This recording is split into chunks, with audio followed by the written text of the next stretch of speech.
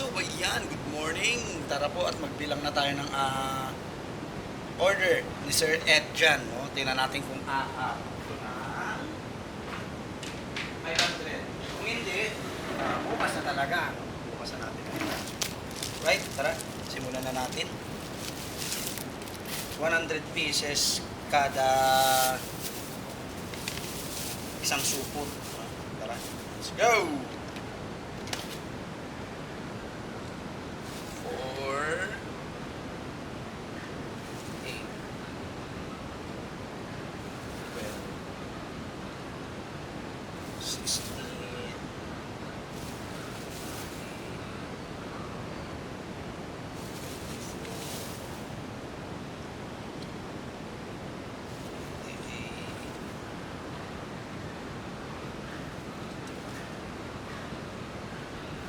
6,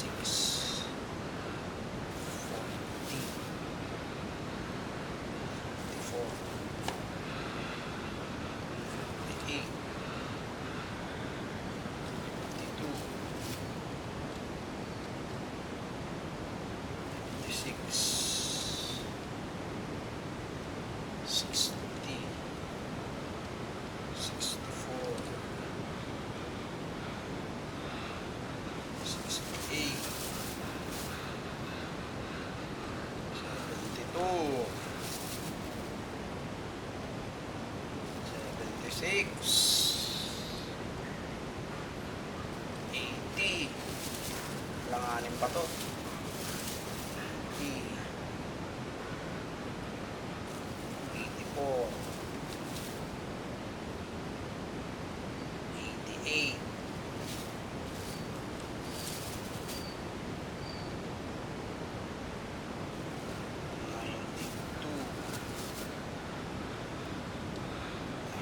96, 100, one down. Wala pa po ito sa palagay ko, no? Okay, isa na tayo, isang balot na to. Alang, kaya na natin. 100 pieces. Alanganin pa sa palagay ko. Okay, ito lang kinaganda, no? Kapag may mga buyer po tayo katulad niya sila Sir Ed dyan, nakatuwa. Okay, game. Wala pa to.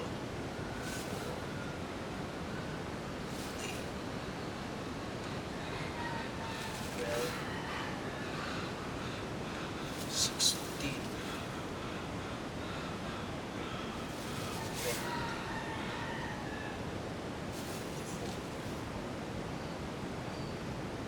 28,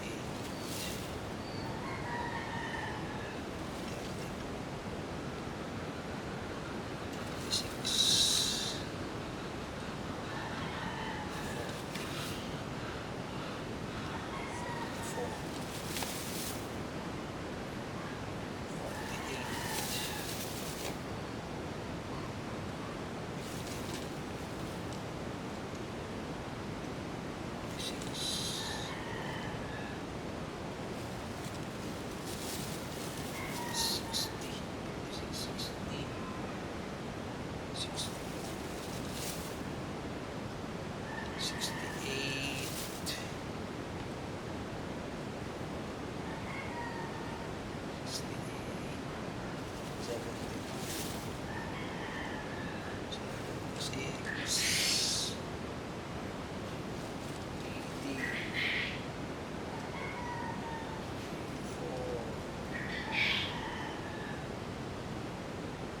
88,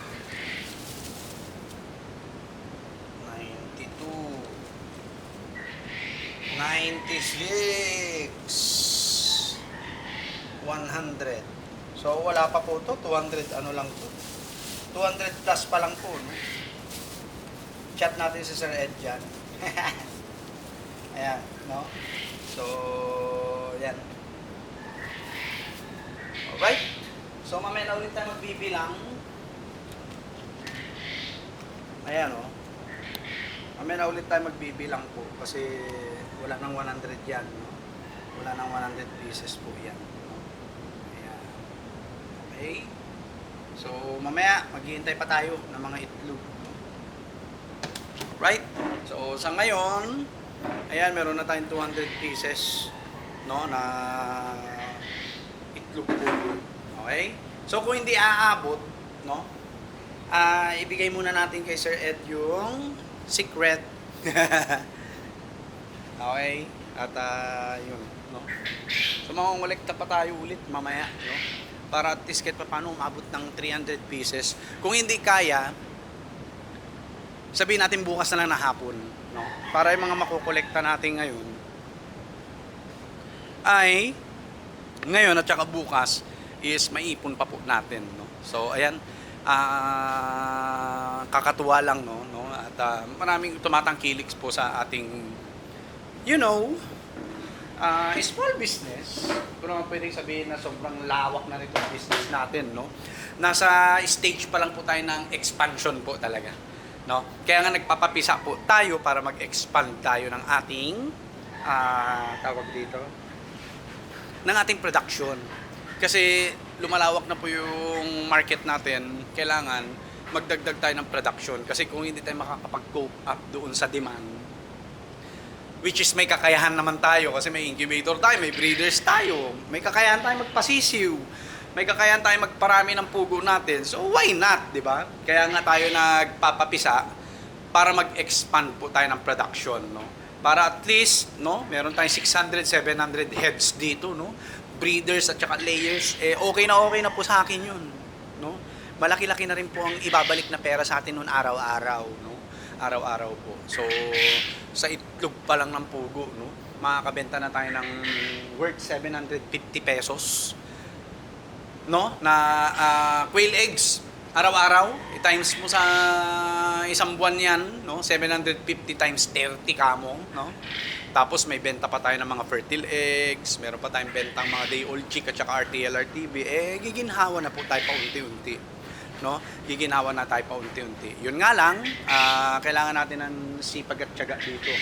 Yung consistency natin sa pagpili ng breeders, pag-i-incubate, no? Pagpili ng itlog for incubation, no? Tapos pagkakaling natin ng mga papisa natin, kung sino yung mga hindi pasado, tanggalin na natin, katayin na. Tapos pag-brood, pag-grow, lahat po yan, no? So mamaya, i-discuss natin yan paunti-unti, no? Papahinga lang ako, no? Kung paano ba natin mamimit, no, yung demand ng itlog ng pugo. Lalo po ngayon, no? Lalo po ngayong pasungan, talagang solid po mag-alaga ng pugo, no? May advice ko po sa inyo. Pagdating ng March, ikal nyo na lahat. Yes po, para wala na kayo papakainin. Ikal nyo na. Tapos bili ulit kayo sa akin ng day-old chick. Ganon. Okay? Kasi dito hindi tayo mag-out ng mga lalaki. Dahil yung mga lalaki po is may order din sa atin na pangkatay. Ayan, no? At saka syempre, business is business as usual, di ba? So kung magbibigay ako ng lalaki, may chance na kayo makapagparami, no? At saka lalo yung iba, hindi naman gusto mag-breed, no? Gusto, bili, tapos magkakal, tapos bibili na lang ulit, ganun po, no? So, sayang lang yung mga lalaki, no? Kaya, yun, may order din sa atin na karne, no? At yun yung mga magiging for fattening natin, yung mga extrang mga lalaki natin, no? Tapos yun yung ibebenta natin, siguro, per pack natin is 250 pesos per pack, no? 8 pieces na yan. Mga ganun ba, no? At yun, hinihintay lang din natin yung kasamahan ko po na makapagkal sila. Kasi marami silang alaga, nasa 200 pa daw yun eh. So parang plano kong bilhin, tapos buhay na nating ibenta. Ganon, no? Sila nang bahala magkatay, di ba? Pero yun, tatanungin muna natin. Tanungin muna natin, no? So, parang humihina po ang bato ng kuryente ngayon. Ayan, oh, napapansin ko. Pero yun, sa Meko, always naman yan, di ba? So yun, mamaya, no, i-share natin yung mga kaunting kaalaman natin base sa experience natin sa pagpili ng breeders, incubation, and so on. Alright? So for the meantime, ayan, Sir Edjan, 200 pieces, mahigit pa lang. Sana maka 300 pieces tayo ngayong araw.